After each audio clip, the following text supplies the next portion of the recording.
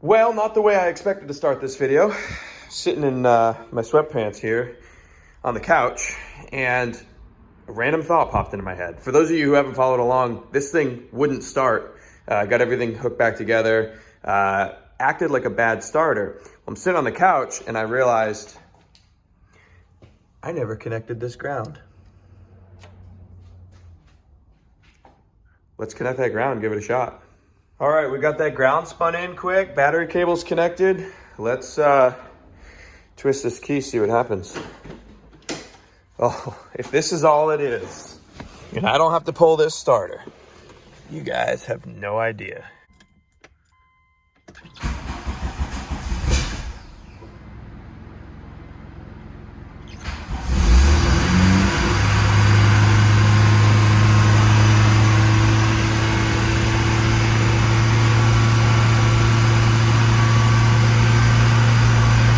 I don't know why the idle's so high.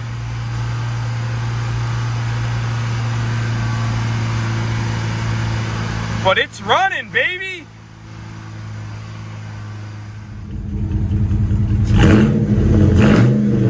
Well, it's the next day. I realized, for those of you who don't follow along, it's kind of out of context, a weird way to start a video. This is a fresh engine build. And we went for the first start, acted like it had a bad starter. I had the starter rebuilt when this engine was apart because the starter is impossible to get to. And it acted like a bad starter. So I was so frustrated that my starter rebuild was bad. But then sitting on the couch 2 weeks after, I just randomly remembered, I don't think I hooked this engine ground up. So there it is. I mean, it fired up. Couple things, couple issues. One, the idle's set way too high, which I hated to do on a new engine build. Hated to see the idle that high. So we're gonna adjust that down, see if we can track that down. And these two holes have to be plugged with a bolt with thread sealant on it. Don't know why it's designed that way. Maybe one of you guys will in the comments. So need to plug those up because it just dumped oil out. I lost probably a quarter of a quart in the 30 seconds that I ran the thing. So gonna loosen up this guy here so I can swing this turbo coolant line down to get bolt in here, get a bolt in here. We'll thread seal those up and that should take care of that. Then we can put the airbox on and all that good stuff, and we'll have full assembly. All right, just crack this guy loose. We got enough play here to now move this down far enough to get our bolts in. Just went to the store, grabbed some M10 1.5 thread pitch. I believe that's what these are.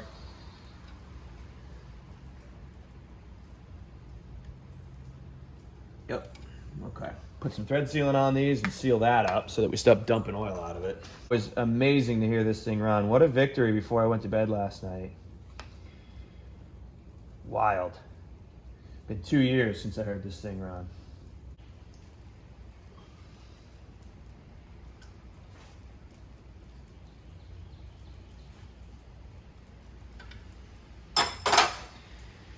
Here we go. Next, we get this bolt down here. I'm pretty sure this bolt used to be for a bracket that used to go on the stock turbo coolant line. This bolt down here, I have no idea what it's for, but it pours oil out of it, so we gotta seal her up. We hit our Airbox bracket try here with a coat of paint, a couple coats actually. Ideal conditions to paint when it's as humid as humanly possible is when it sticks the best. I'm gonna take a heat gun to it, get that all dried up. If you guys remember, the reason I painted this, we had to cut this guy out here to fit this guy. The way this comes out further than the stock line did.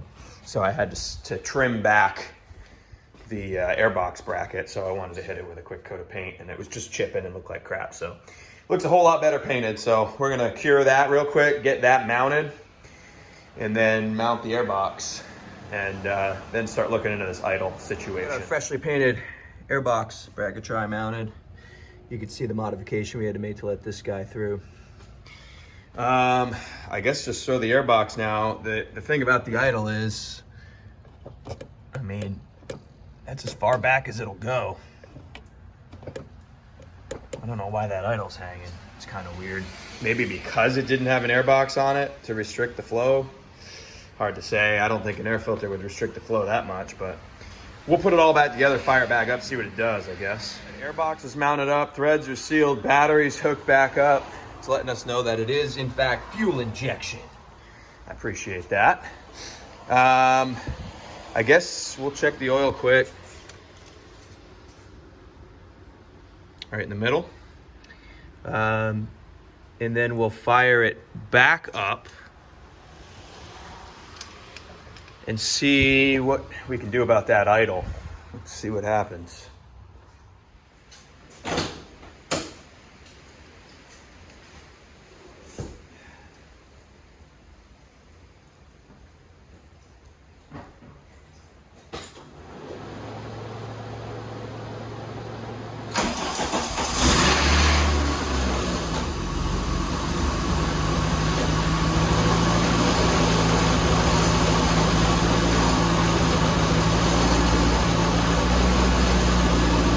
I guess it was because the airbox wasn't on it. He's running beautiful.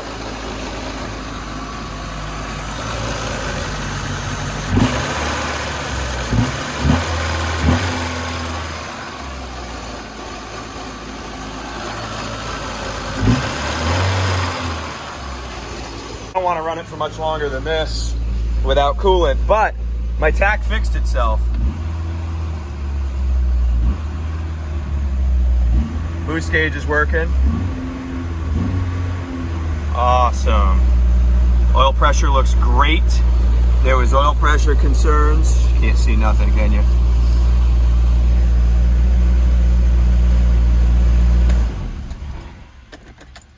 Awesome. That runs fantastic. Well, that took care of the idle issue. I guess it just needed the airbox on it. It is smoking pretty good, but that exhaust sat open with a bunch of crap falling into it, oil, and plus all the new oil that I packed in the cylinders and everything as we were reassembling.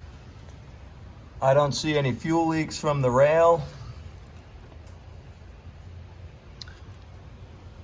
Don't see any oil leak from anywhere. I mean, we only ran it for 30 seconds, but I don't see any leaks. I'm gonna have to probably completely redo the vacuum lines again. I redid it when I first got the car. I kind of redid them just to get it running. But I think we can clean this up. Some of this stuff is not totally necessary. We've got the fuel regulator vacuum line with a little piece of rubber to, because it broke, with some electrical tape to seal it. I mean, vacuum lines aren't great. We've got a lot to do to this thing still. But just knowing that it fires right up, it's fantastic. You need to get a battery tender because the alternator is not hooked up, so this battery is taking a beating every time we start this thing. Yeah, I mean, even the hood light works. Look at that. The tack magically fixed itself, which is phenomenal. Man, we're in a good spot with this thing. Oh, quick satellite update as the windows fog up because it's 113% humidity out there. Satellite update, the seats came out phenomenal. Did front and rear. A little hard to tell in this lighting, but they just came out fantastic. So the satellite is all done except for when we build the motor, which is coming up on the channel later on. Yeah, man, this is awesome. This thing, I could probably creep it out of the garage here under its own power and flush the coolant. Crap weather though, so I might wait until tomorrow. Well, it's the next day. Got everything pulled out. Gonna take the Plymouth for a cruise later. I have not even driven this thing since I put the seats in it, which look awesome. Let's flush this block out. Disconnect the lower radiator hose, flush the block out, and then I wanna see if I can do something about the alignment here on the alternator. It's like one rib off, I think. So sure, there's something we can do here. I mean, this mount isn't even tightened down, I guess, technically. But I'm sure I can slide it over on this bolt or do something different with this spacer over here or something. We'll get her dialed. The radiator flushed out pretty good. What I ended up doing for the block was I put my palm over the water pump there where it's disconnected and let it build up in the block, and then pulled my palm away and flushed it that way. We got some of the crud out of there that way, but there's still quite a bit more in there. So there's a product I'm gonna try. It's a coolant flush. So probably what I'll do is when I do take it for the initial test drive, I will put this stuff in it. So I'm just gonna do water probably with this. I'm gonna run it for whatever, 20, 30 miles, dump it. And I think I got 2 of these. So I'll probably do that twice. See if we can get that block cleaned out. And then once that's been flushed twice, man, it's so weird in here not to have any cars. Once that's flushed twice, we will put actual coolant in it and run it from there. So we're gonna call that good for now. We'll call her flushed. So what I'm gonna do next is work on this belt alignment, because I could probably get the power steering belt on today. And if I can get this alternator shifted out just a little bit to the left here, I should be able to get that belt on there as well. All right, the PS belt is on, tensioned. Hose, lower radiator hose is reconnected. Also just remembered I gotta find a plug for this hole. When I got my head back from turbododgeparts.com, didn't see, it might have been on me, I might have lost it, but I didn't see the little Allen key plug that goes there. So I gotta find one of those before I can, and a thermostat. I lost my thermostat too. So plug, thermostat, and then I got the upper radiator hose sitting inside, and then we can put coolant in it, or it'll be water at first with a flush. And we got the PS belt connected. I'll probably put fluid in it, lift the front of the car up, bleed the fluid as well. But first, I want to see about playing with this alternator a little bit, see if we can get this alignment better for the charging belt and the water pump belt. So let's dig into that. So I got the alternator loosened up here to where I'm going to start working on shimming it or doing something to slide this baby over. And I noticed I missed something. Got a mystery here. Next to AC right bracket. It's only that long. I don't see anything that it can hook to. I don't know what that is. I don't see anything on the condenser itself, or compressor itself, that it could hook to. I don't see anything on the alternator. That's a mystery. If anyone knows, it's only that long, so it's got to be right here in here somewhere, but I don't see anything it hooks to. Huh, comment down below if you know what that is, because I don't. It runs good without it. Okay, so I'm kind of formulating a plan here, wondering if I've got to slide this thing this direction, so I wonder if I can put some washers. That's probably what I'll do. Just put a few washers on this side and get this thing slid over to where she lines up. She's almost lined up right there. So yeah, that's probably what I'll do. Put some spacers in there. All right, well, this is what I came up with. Made a spacer on this side, put a spacer right here, and that seemed to have gotten her lined up just about perfect. Got the belt tensioned. Power steering belt is on. That belt is on. A little worried about the power steering belt. If you pull on the belt, I can see a little bit of movement in the bracket up here. I guess we'll cross that bridge when we come to it. See if we run it that way and see what we come up with. Can this bracket be changed? Yeah, we can. It's gonna be a pain in the butt, but we can get to that bracket with everything together. So I had that bracket welded and repaired, but for some reason it doesn't seem super sturdy right now once that belt has tension on it. But anyway, we've got a charging belt now, water pump belt. So man, we're down to do the test drive. Can't let me forget, got to do transmission fluid. which I think is just a 30 weight oil.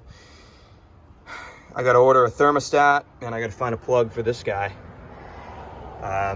And then put water in it, and we can take this thing for a little bit of a cruise. Tires on it are not good, so I don't want to go much further than around the block.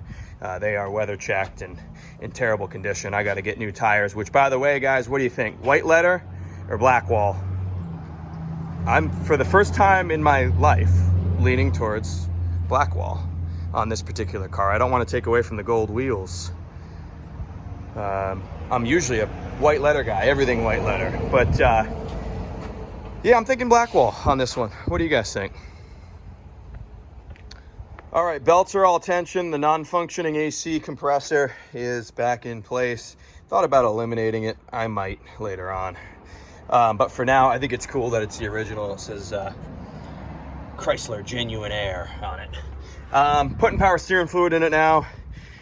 Got to bleed the system. You guys have seen me do this before. Just jack the front of the car up, slowly turn the wheel with the engine not running, slowly turn the wheel left to right, get the bubbles out of it, and then top it off, get the bubbles out of it, top it off. It takes a few minutes, but that's what we're doing now. And then we're going to back the car back in the garage, and I want to check, see if it's charging. I want to make sure this alternator works. Gonna put a meter on that battery real quick once it's running and backed into the garage. Can't run it for long because, again, there's no coolant in it, so we got to be quick on that. But for now, we're gonna pop the front of this thing up, bleed the steering.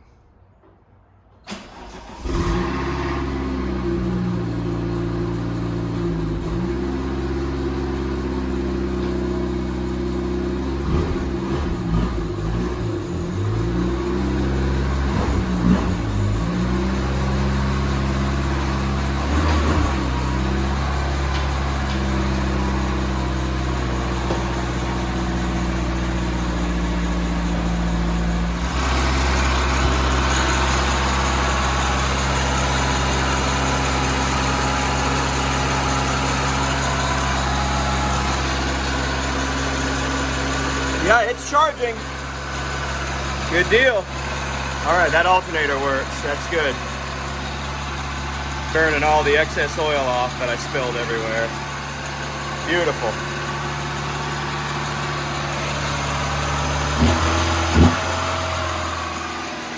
All right, let's shut her down.